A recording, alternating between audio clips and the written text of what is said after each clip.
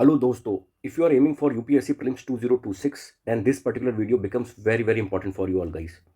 अब ये इंपॉर्टेंट क्यों है इस पे तो हम नहीं बात करने वाले, बिल्कुल भी नहीं बात करने वाले, because I believe if you are aiming for 2026 and you are a serious candidate then I believe you must be knowing the importance of NCERT in UPSC prelims exam. However, features के बारे में बात कर लेते हैं. Features क्या है कि there will be around 19 test. हर एक टेस्ट के हम वीडियो डिस्कशंस डाल देंगे यहाँ पे. Now all the major subjects of NCERT will be covered. When I say major subjects, these are polity, history, geography and economy.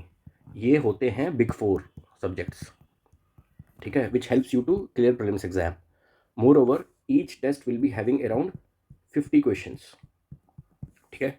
Detailed explanation होगी उसमें और डिटेल्ड वीडियो प्रोवाइड करेंगे, ठीक है. ये दो चीज़ यहाँ पे मिल जाएगी. Now one more thing, PDF नहीं प्रोवाइड करेंगे इसकी, I think, which is not feasible. However, if you want to see the many more courses, then you can join our Telegram channel. ठीक है. So without wasting time, let's start the video. So this is test 1. Subject है polity. Code है NPT 1101. Okay. And 50 questions. Moreover, syllabus है class 9th and 10th की polity NCERT. Now, question number 1. Which one of the following statements is not correct in Indian context? Indian context के बारे में पूछा है. So in a democracy, the final decision making power must rest with those elected by the people. Okay, seems fairly correct. A democracy must be based on a free and fair election where those currently in power have a fair chance of losing. ठीक है, ये बात भी सही है. अगर नहीं होगा तो अथॉरिटेरियन बन जाएगी, ठीक है. In a democracy, each adult citizen must have one vote and each vote must have one value. Okay, fairly, equality, political equality की बात हो रही है यहाँ पे. In a democracy, a government is not necessarily limited by basic rules of constitution and citizens' right. Again, this is not correct because अगर unlimited power दे दोगे तो गवर्नमेंट अथॉरिटेरियन हो जाएगी, ठीक है. तो in the sense of Indian context, this statement becomes incorrect. Therefore, answer is option D. Now, यहाँ पे गलत है, आंसर डी है. ये आप पढ़ सकते हो पॉज करके. Okay, moving on to question number 2. It says statement number 1. 3 statement वाले क्वेश्चन हैं जो यूपीएससी जो न्यू पैटर्न है उसके according generally most of the time हमेशा ही स्टेटमेंट 1 करेक्ट है. So a democratic form of government is said to be accountable to people. ठीक है जी. स्टेटमेंट 2 और 3 देखना हमने कि ये जस्टिफाई कर रहा है कि नहीं स्टेटमेंट 1 को. So in a democracy elected government have to attend to the needs of the people. Okay, correct है. In a democracy people have the right to change the ruling government during election. Definitely it is also correct. 5 साल में election होते हैं and 1 vote 1 person का है, तो this is also seems correct. तो therefore answer A becomes a correct answer. Okay, explanation दिया गया है. So it says democratic government cannot ignore wishes and demand of people because they depend on citizens approval through elections. Correct. For example, government of India citizens charter framework emphasize that democratic government must serve citizens, ensure accountability. So fairly enough this argument explains statement 1 because responding to people's need is a key part of being accountable. ठीक है, पता होगा आपको accountability पे भी government ने जो present government है उन्होंने बहुत ज़्यादा फोकस किया हुआ है. अकाउंटेबिलिटी, ट्रांसपेरेंसी, ठीक है, ये सारी चीज़ें. Statement 2 says in democracy people can change the ruling government through regular elections which makes the government accountable. So elections in India is one of the basic features of democratic or the parliamentary form of government. Okay, and it also explains the statement 1 because ability of people to remove the government through regular, fair and free election ensures political accountability. Now question number 3. It says all countries that are democratic have constitution. ठीक है, because to be a democratic we need constitution, laws, how government should be governed. ठीक है, whether it can be written or unwritten. तो written कहाँ पे है? India में है, अनरिटन कहाँ पे है, यूके में है। सो स्टेटमेंट 1 और असर्शन 1 सीम्स करेक्ट। रीज़न क्या है, all countries that have constitution are necessarily democratic. अब मैं आपको एक बात बताता हूँ, जब भी ऐसे वर्ड्स दिखते हैं ना, आपको नेसेसरली 2 बार पढ़ना है अपने statement. Again, so will read again, all countries that have constitutions are necessarily democratic. No, it is not correct, because let's say China या एनी अथॉरिटेरियन स्टेट, ठीक है, इसने एक कॉन्स्टिट्यूशन बना दिया, उस कॉन्स्टिट्यूशन ने बोल दिया कि जी ये जो पर्टिकुलर फैमिली है ये हमेशा रूल करेगी, और जो रूल्स हैं वो बिल्कुल भी प्रो सिटीजन्स नहीं है, ठीक है। तो क्या होगा, कॉन्स्टिट्यूशन तो रहेगा बट नेसेसरली क्या डेमोक्रेटिक होगी वो कंट्री, नहीं होगी। Let's say north Korea, north Korea ने कॉन्स्टिट्यूशन बना दिया कि जी हमारी फैमिली ही हमेशा राज करेगी यहाँ पे, unless until people's chosen government comes into a power. People को राइट देना बहुत ज़रूरी है, और constitution derives its power from the people. It should not be like the people is drawing their rights from the constitution. Also limitation provide करता है क्या, constitution, it provides a restriction upon the action of government, ठीक है। तो to saying this, saying that all countries have a constitution are necessarily democratic, गलत है। So in this case A is true, C answer becomes a right option. So you can see written India USA, unwritten UK New Zealand Israel। तो ये एक important piece of information है जिसमें कि elimination based आपको question पूछ सकता है यूपीएससी, ठीक है। Partly written Canada.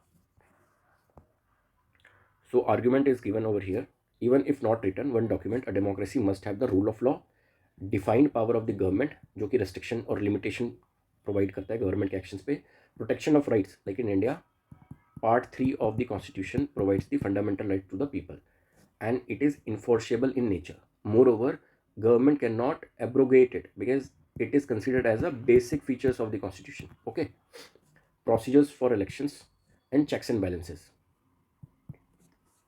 all this comes from the constitutional framework, written or unwritten. So every democracy necessarily has constitutional principles, even if not a single written constitution. However, many non-democratic or authoritarian countries also have constitution। जैसे कि हमने बात करी, north Korea हो गया, China हो गया, Saudi Arabia हो गया। बेसिकली सऊदी अरेबिया, अगर मैंने एक थियोक्रेटिक, मैं ये कह रहा हूँ कि एक थियोक्रेटिक स्टेट है, तो उसकी भी तो एक कॉन्स्टिट्यूशन हो गई ना। लेट्स से उसने इस्लामिक रूल बना दिए और उसने बोला कि भाई यही फॉलो करना है, तो डेमोक्रेटिक थोड़ी हुई वो कंट्री, या मिलिट्री रिजीम है, ठीक है। So a constitution does not guarantee democracy. We'll see question number 4. It says, which one of the following can be considered best argument for democratic form of government? It guarantees rapid economic development। अब guarantee कैसे कर देगा कि rapid economic development होगा ही होगा? Not possible ना। No country which is democratic in form can guarantee, no government of a democratic in a sense can guarantee a rapid economic development। कहीं भी नहीं हुआ। We have never witnessed in history। Even USA during 1970s or before was a developing country। Getting point? It enhances the dignity of citizens। Option C says it's completely removes all inequalities। देखो ये ना काफ़ी फार faced words हैं। तो जब भी इस तरीके के आपको वर्ड्स दिखते हैं तो जनरली यूपीएससी में ये रॉन्ग स्टेटमेंट ही होता है, और ये यहाँ पे भी कोई सेंस नहीं बना रहा है। कंप्लीटली रिमूव्स ऑल इनइक्वालिटीज़ कैसे हो सकता है? यूएसए में भी इनइक्वालिटीज़ है, दो इट इज़ डेवलप्ड कंट्री और डेमोक्रेटिक भी है। It avoids discussions and consultations. तो अगर डिस्कशन कंसल्टेशन नहीं होगा तो डेमोक्रेटिक तो हो ही नहीं सकता ना, वो बहुत मुश्किल हो जाएगा, मतलब it will be moving towards authoritarian, ठीक है। So option B becomes a right answer. ये दिया गया इसमें explanation. So will see, the strongest argument for democracy focuses not on what it does to government but on what it does to the citizens, ठीक है। Even if the democracy does not always guarantee better decision or perfect accountable government, it remains superior to other forms of rule because it enhances the dignity of citizens। कैसे होता है? पहले तो one vote one man, one vote, or equal value. Certain rights are given to the citizens. These are in fundamental in nature that helps building or providing political equality. Moreover, the state aspires to, you know, ensure economic and social justice by providing economic and social political rights.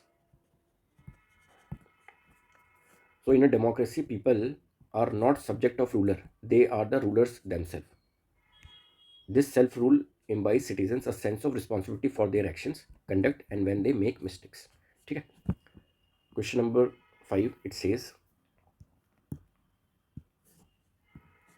assertion, the Constituent Assembly could not have been chosen directly by all the people of India. हाँ, because उस time पे क्या था कि universal adult franchise नहीं थी. अब ये क्या बोल रहा है, the universal adult franchise did not exist in India at that time. That is why if you read the history, specially modern India, उसमें आपको ये पता लगेगा कि जो प्रोविंशियल गवर्नमेंट में ऑलरेडी इलेक्टेड थे people, they were the representative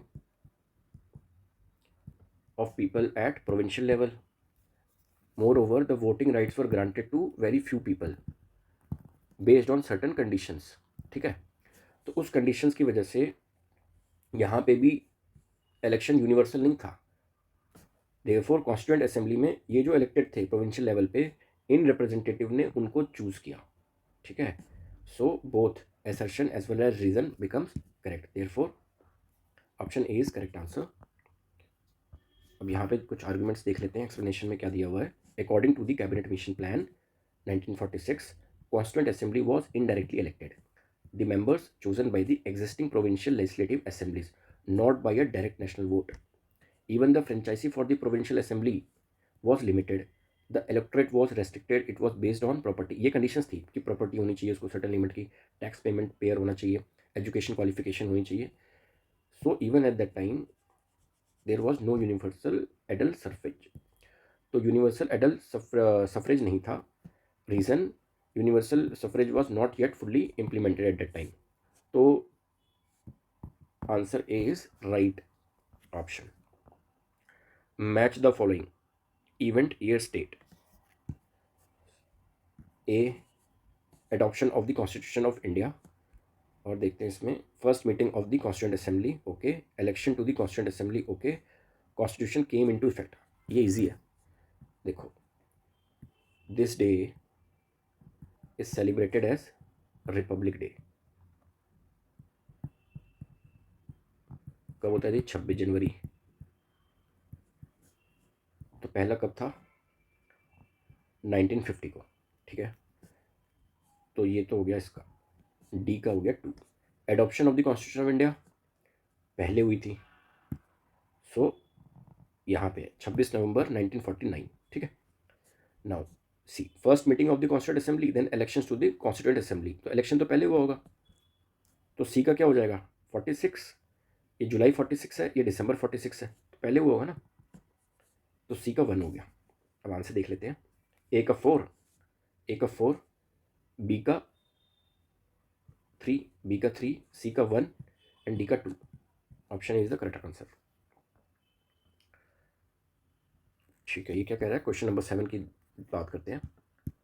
question number 7 says, consider the following statements about the composition of the constituent assembly. Okay. The members were elected through universal adult suffrage. गलत है, अभी भी देखा. It reflected diversity across region, caste and languages. This statement is correct.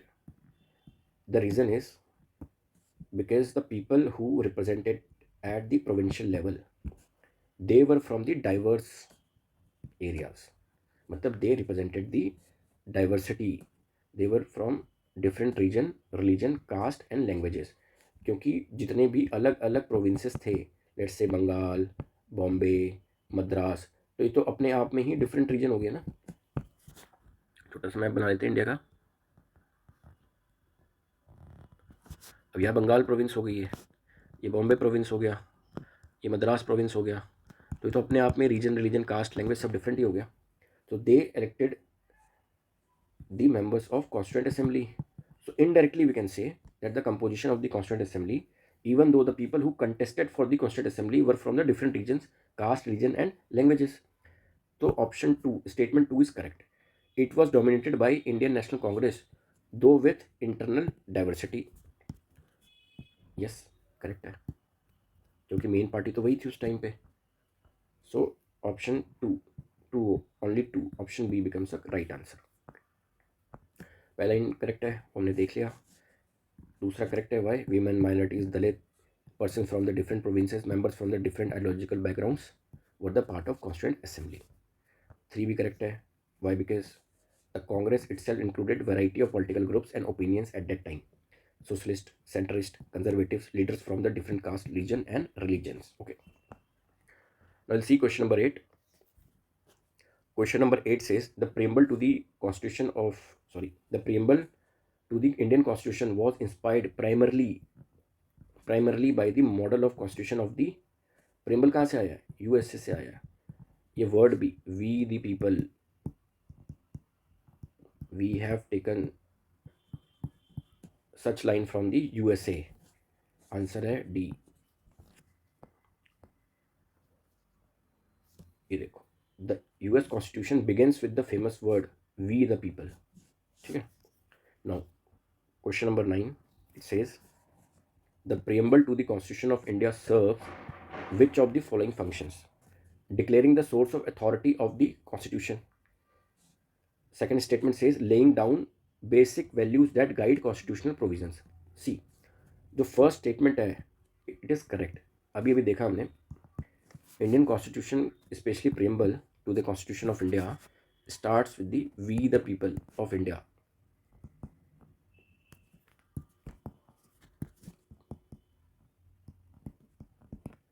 solemnly resolved to adopt the constitution. So we have adopted the constitution. It is not something that we are driving the power or the constitution, we are driving the power from the constitution. उल्टा नहीं है. We have adopted, therefore constitution drives power from the people of this land. Okay, laying down basic values. हाँ, basic values हैं that guides the constitutional provision. What are these basic values? Liberty, justice, ठीक है, integrity. तो ये सारी चीज़ें हैं इसमें दी गई हैं. Providing enforceable rights to the citizens. Enforceable rights कहाँ पे है? पार्ट 3 में, not in the preamble, which are fundamental rights.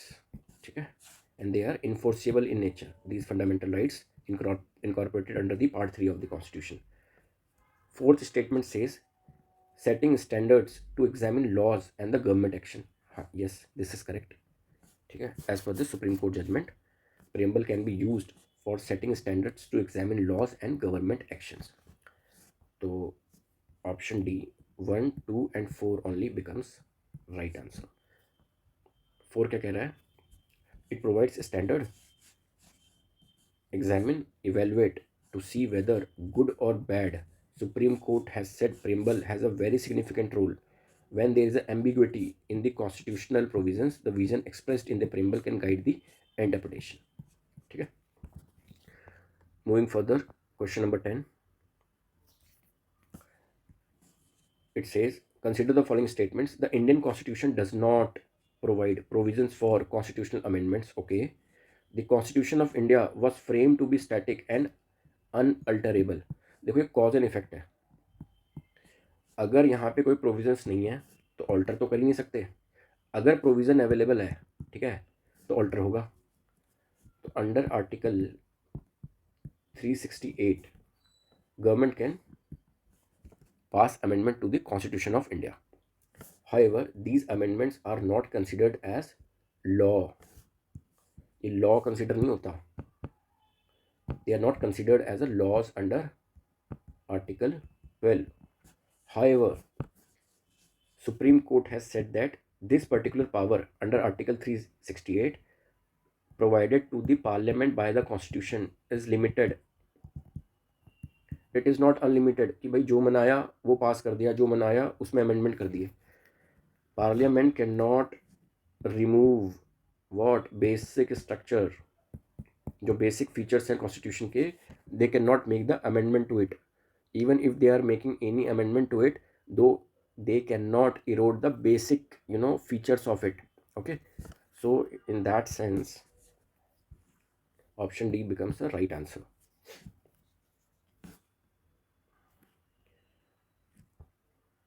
Now question number 11, it says every eligible citizen should have one vote and all vote should carry equal weight.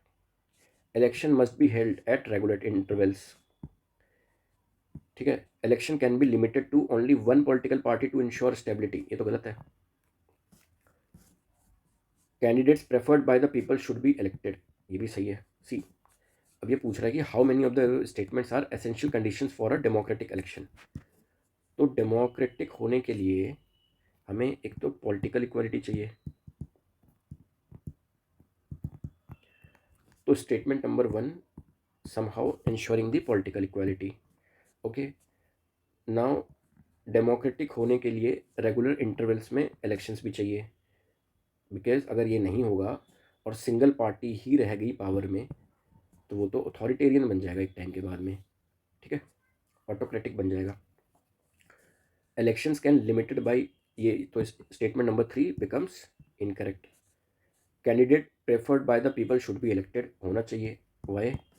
Because the concept of free and fair election is a basic founding pillar for a democratic government or democratic form of government in any country. Okay, so option C becomes right answer. अब ये क्या कह रहा है, question number 12 की बात कर रहे हैं. Consider the following statements: universal adult suffrage, free choice of candidates and parties, regular held elections, free and fair election process and candidate preferred by people should get elected, only one political party allowed.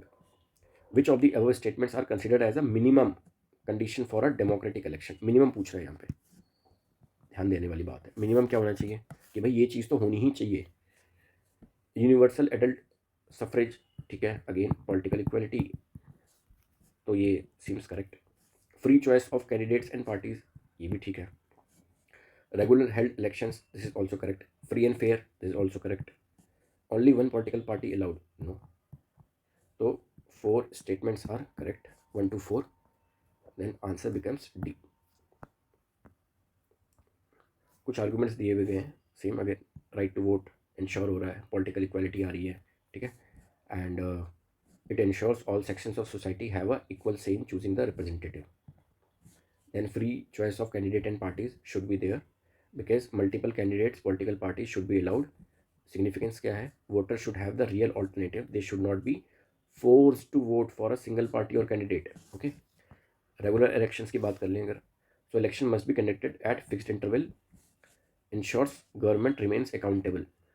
तो free fair regular elections ensures the accountability of the government and prevents indefinite rule without public consent. ठीक है, it also guarantees the legitimacy of elected representative and democratic system itself. तो ये सारी चीज़ें हैं. अगर जो कैंडिडेट इलेक्ट हुआ है by people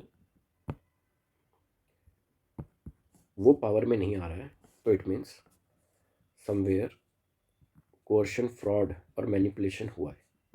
so therefore that particular statement seems to be incorrect. Okay, now moving further, we'll see question number 13. In a country like India, the country is divided into electoral constituencies because to assign area to different political parties, to ensure each area elects one representative, to restrict voting to certain regions, to reduce the total number of voters. अब आपने ये चीज़ समझनी है यहाँ पे, to assign areas to different political parties क्यों होगा भाई? एक एरिया होगा, वन एरिया, उसे डिफरेंट पॉलिटिकल पार्टीज कंटेस्ट करेंगे वहाँ पे अपने रिप्रेजेंटेटिव के थ्रू. ठीक है, तो पहले तो गलत हो गया. To ensure each area elects one representative, this seems correct because अगर कोई एरिया है तो वहाँ से एक ही रिप्रेजेंटेटिव जाएगा लेजिस्लेचर में. Why? India has not followed the representative form of election यहाँ पे सिंगल वोट वाला सिस्टम है, फर्स्ट पास्ट द वोट, ठीक है। जो लड़ेगा और जो जीतेगा एक इंसान आगे जाएगा। To restrict the voting to certain regions is also incorrect, so answer B is the correct answer. Now question number 14, it says who among the following is responsible for preparing electoral roll? आंख बंद करके election commission of India, simple है इसका answer, parliament नहीं है, state नहीं है, ग्राम पंचायत नहीं है, इलेक्शन कमीशन ऑफ इंडिया है। Will see question number 5। तो ये एक बार सोल्यूशन देख लेते हैं इसका। Election commission of India constitutional authority under the article 324 of the constitution, it is mentioned over there, it's responsible for the supervision, directing, controlling election to the parliament, state legislature. This is very important. UPSC has asked this particular question in the past. The office of president and the vice president. State level के लिए कौन है? State election commission, ठीक है। And it was constituted under the 73rd and 74th Amendment Act. Now, question number 15. It says assertion, government officials on election duty work under the control of election commission. This statement is correct. जब model code of conduct लग जाता है और elections duty start होती है तो every government employ comes under the election commission. Why? Because अभी हमने यहाँ देखा under article 324 election commission of India has empowered to supervise, direct, control elections to the parliament, state legislature and president, vice president. तो ये तो direct नहीं है, president vice president का डायरेक्ट इलेक्शन नहीं होता because they are chosen by the who, legislators, ठीक है। वेयर एज पार्लियामेंट का जनरल इलेक्शन होता है और स्टेट लेजिस्लेटिव असेंबली का जो इलेक्शन होता है वो भी उसमें पीपल दे कम फॉरवर्ड। तो just to ensure free and fair election which is a core of the parliamentary form of government and a democratic government in India, उस condition में to ensure it all these features, election commission of India is empowered to look after it. Therefore the government official becomes or they function under the control of election commission. Reason है the election commission is responsible for free fair conduct of elections, correct? So both the statements are correct, therefore option A becomes a right answer. We'll see question number 16. So it says again 3 statement question. So first statement seems correct according to UPSC pattern. Consider the following statements about the President of India. She is the or he is the highest formal authority in the country. Formally है, real नहीं है, because nominal head होता है ये president India में ना, nominal head है, indirectly elected है, so he is the head of the government, sorry head of the constitution. तो जो भी लॉज और एक्ट्स पास होते हैं उसमें प्रेसिडेंट साइन करता है, ठीक है। ही और she is the head of the government, नहीं ये तो गलत है ना, हेड ऑफ द कॉन्स्टिट्यूशन है। She takes most of the decision in the cabinet meeting. This statement is also incorrect. Why? Cabinet meeting में PM takes the decision. Obviously there are some contribution from the cabinet ministers also, but generally he heads the cabinet meeting. And under article 75 I think, president has to act according to the council of minister advice, ठीक है। तो indirectly PM के advice पे president work करता है, okay. So both the statements are incorrect, D answer is correct answer, option D is the correct answer. Moving further, now will see question number 17. It says 2 statement question है, तो इसमें statement 1 सही नहीं होगा। Only 3 statements वाले question में statement 1 हमेशा सही रहता है, बट इसमें not necessarily. Will see it. The president of India is not an integral part of Indian parliament. ठीक है, the president of India is not a member of either house of the parliament. Okay, so see, statement 1 is not correct.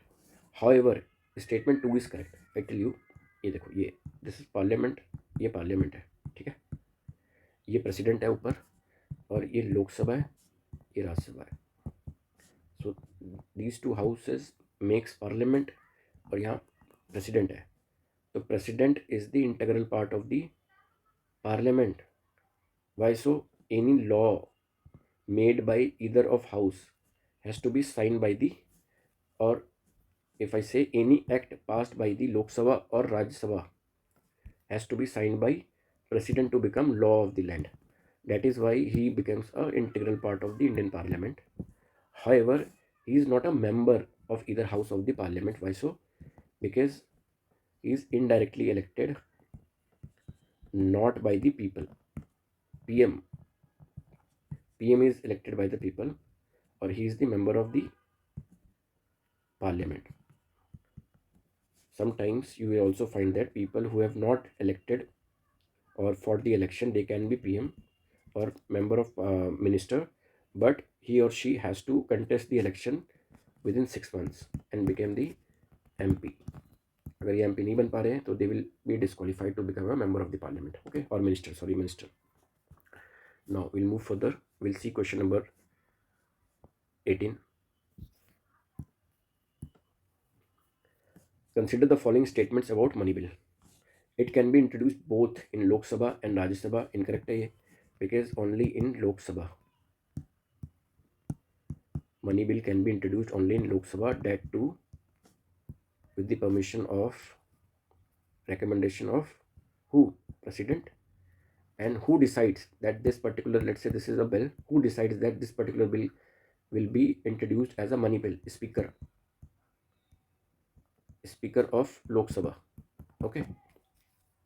But parliament में यहाँ पे इस decision making में president की ज़्यादा कुछ चलती नहीं है, because he has to act according to the in whatever the advice given by the council of minister.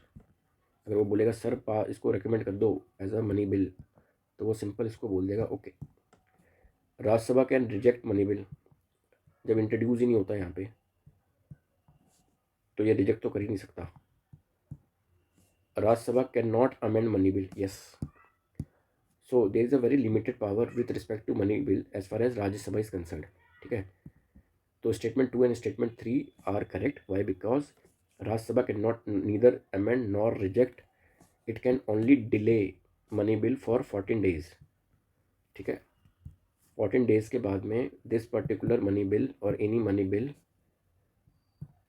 seems considered to be passed. They are considered deemed to be passed. Okay, ठीक है. Hand writing थोड़ी उतनी अच्छी आ नहीं रही है, but questions I think बहुत अच्छे हैं. तो money bill, it can be introduce both in the Lok Sabha Rajya Sabha. Wrong. Rajya Sabha can reject the money bill. Wrong. Rajya Sabha can not amend the money bill. Correct. Rajya Sabha can only delay the money bill for 14 days. Correct. Option B, only 2 qualifies to become a right answer. दोस्तों एक छोटा सा correction है, और वो correction ये है कि ये 1970 नहीं है. ठीक है, ये बेसिकली 1870 है. तो 1870s में USA was a developing economy rather than a developed economy, क्योंकि यहाँ पे जो इनकी इकोनॉमी थी वो एग्रेरियन इकोनॉमी से ट्रांसफॉर्म हो रही थी इंडस्ट्रियल इकोनॉमी में बिकॉज ऑफ इंडस्ट्रियल रेवोल्यूशन. ठीक है, तो let's move on to question number 19.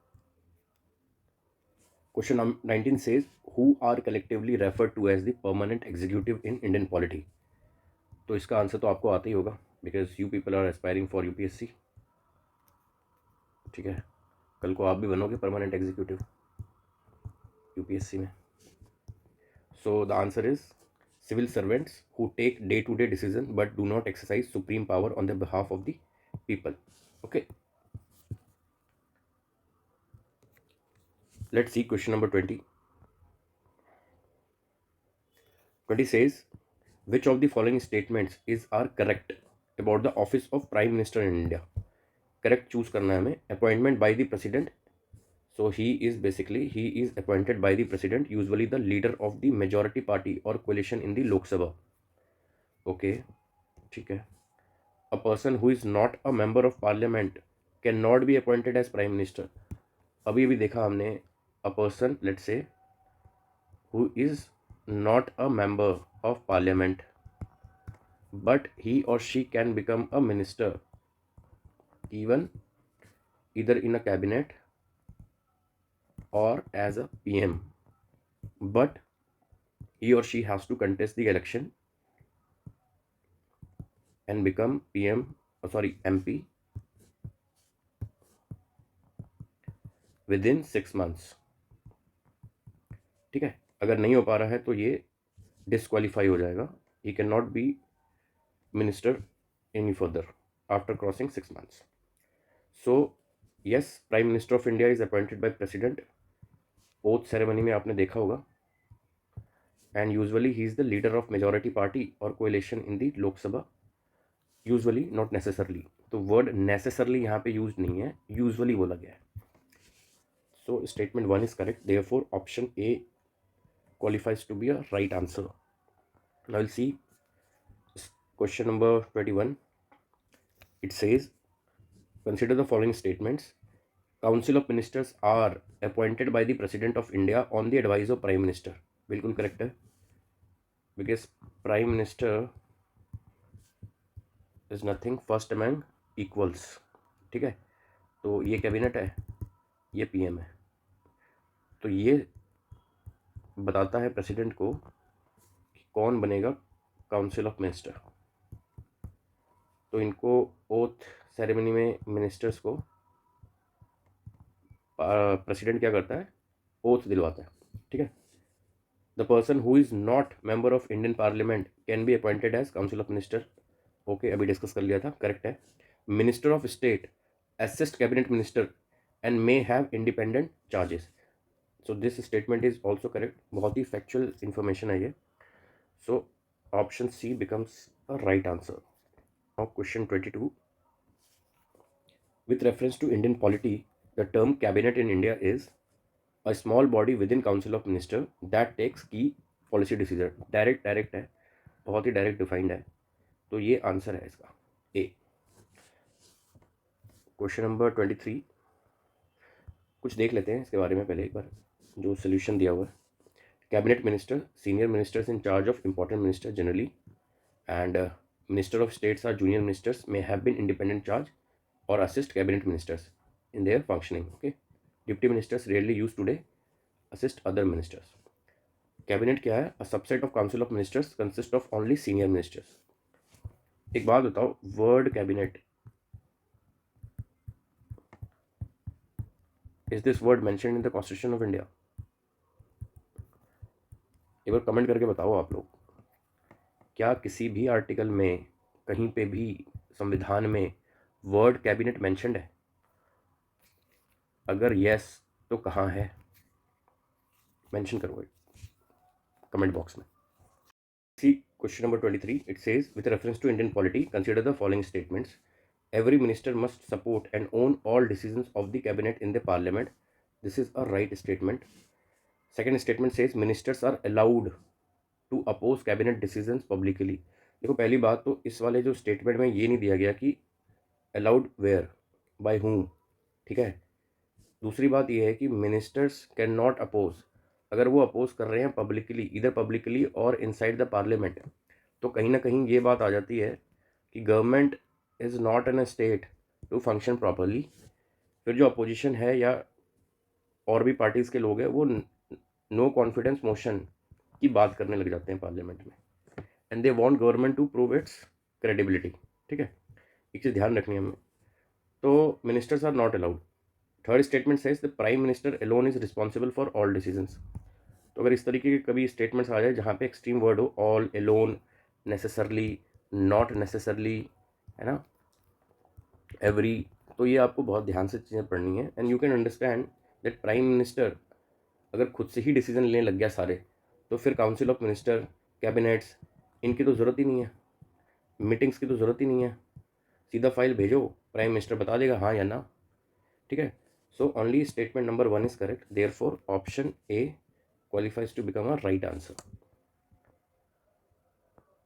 ठीक है। ये इसका सोल्यूशन है, आप देख सकते हो एक बार, बट चलो मैं पढ़ देता हूँ। Constitution of India clearly states council of minister is collectively responsible to the Lok Sabha.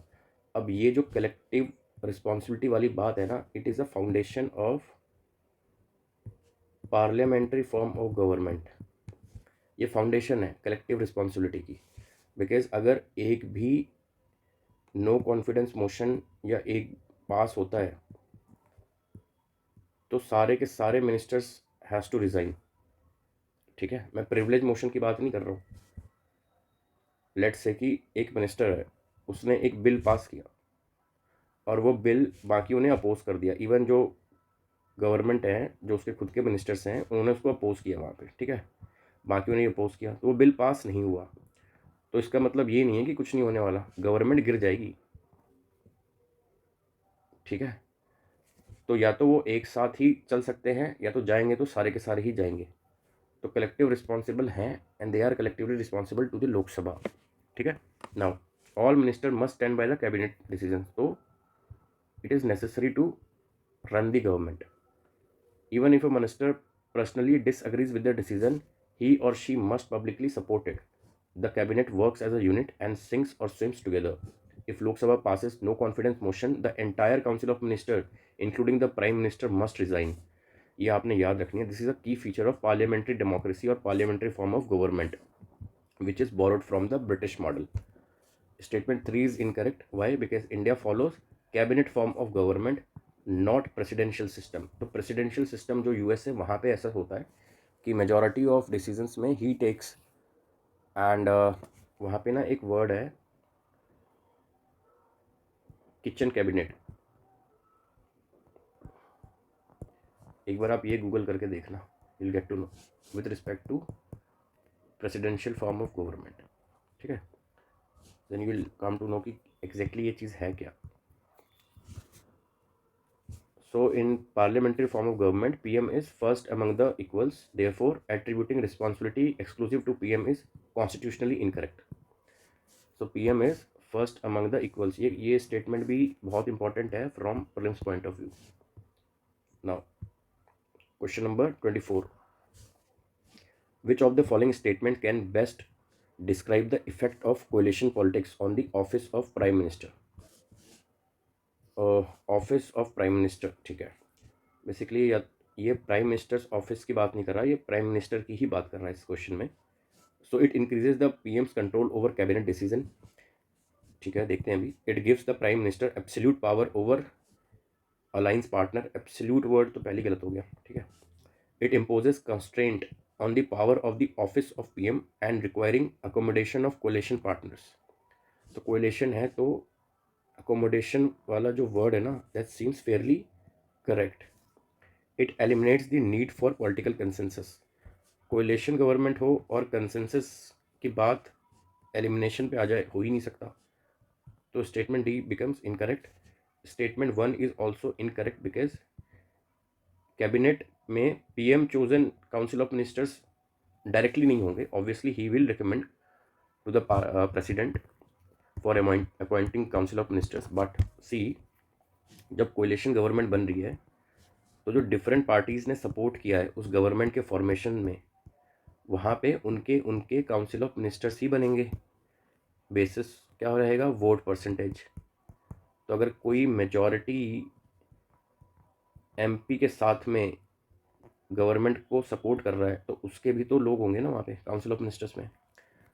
तो it will not strengthen the position of PM particularly in coalition politics, और कोएलिशन गवर्नमेंट जब बनती है तो। देयरफॉर स्टेटमेंट सी, और sorry option C is the right answer. मिलीजुली सरकार, सहमति के साथ चलना हो जाता है। Question number 25, it says consider the following statements about the president of India. He or she indirectly elected without direct popular mandate. Yes, we have already discussed, this is a correct statement. He or she is a supreme commander of the defense forces in India. Factual in nature, very direct and true. all laws passed by the parliament are enacted on the behalf of the president. Why? Because he is the head of the constitution. Head of the constitution. He is nominal head also. दूसरी बात है कि to become an act, कोई भी law बनाया उन्होंने, let's say law के बदले वर्ड यूज़ करते हैं यहाँ पे बिल, एक बिल पास किया पार्लियामेंट ने, ये तब तक लॉ नहीं बन सकता और एज एन एक्ट नहीं आ सकता एक्ट के थ्रू जब तक प्रेसिडेंट इसको साइन नहीं कर रहा, ठीक है। So all laws passed by the parliament, जो भी वो बिल पास कर रहे हैं, that becomes a law, okay, और as a act when it is signed by the president. So statement 3 is also correct, therefore option C becomes a right answer. President not elected directly, instead elected by electoral college. अब ये कौन कौन से होते हैं इसमें? MP, Lok Sabha, Rajya Sabha, only elected members, state legislative elected members of state legislative assemblies of Delhi and Puducherry. Nominated members नहीं होते हैं. Why? Because president has a power to nominate people. तो अब वो उसको फेवर ना कर दें, तो फेवरेटिज्म और फेयर एंड फ्री तो नहीं होता उतना, क्योंकि somewhere it is influenced, party line जो डिसाइड करती है ऑल अलोंग उसी पे वोट करते हैं ये, तो बायसनेस तो रहती है बट फेयर है, ठीक है। So this makes election indirect and not based on direct popular vote. Even if you see Article 53 and Article 74 of the Constitution state that executive power of the Union is vested in the President. Formally, the President is Supreme Commander of Army, Navy and Air Force. ठीक है. Now, Statement 3 says a bill passed by Parliament becomes a law only after the President's assent.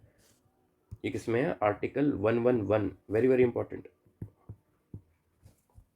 एक बार ना 109 1110 money bill के बारे में पूछ लिया था यूपीएससी ने.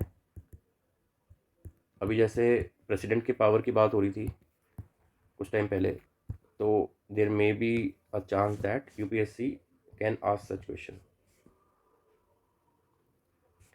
So once president give assent, the law is said to be enacted in the name of president, reflecting the constitutional principle that all executive actions of the government of India are taken in the name of president. ठीक है.